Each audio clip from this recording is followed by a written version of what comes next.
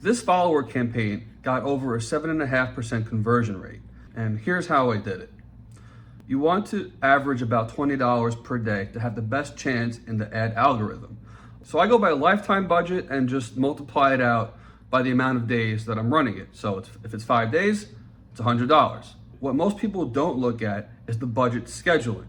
6 a.m. to like 11 p.m., maybe 12 a.m. at most. I really don't care about 1 to 4 a.m. I want to spend it when most people are online. The next thing I look at is the amount of people in an ad set. Now, you're not going to reach millions of people with $100, but to me, you really want to get very specific when it comes to this.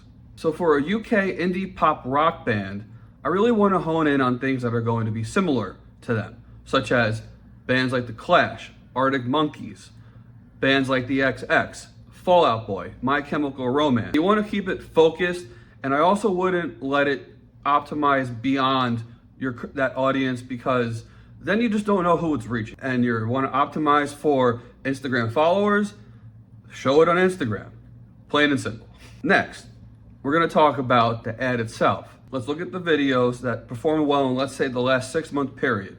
So after doing that, we came up with a few different ads. It's okay to A/B test. The next thing, and one final thing, and an important thing, is going back to the audience targeting. In this case, let's say we're looking at a country like the US. At first, I want to target the whole country.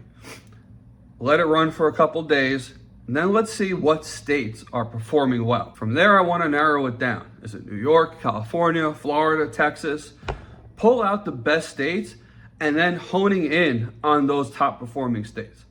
It's audience segmenting and then segmenting again, because now you're in the US, these states, based on those specific interests, are getting you the best results. And for me, I look at things like cost per click, click-through rate.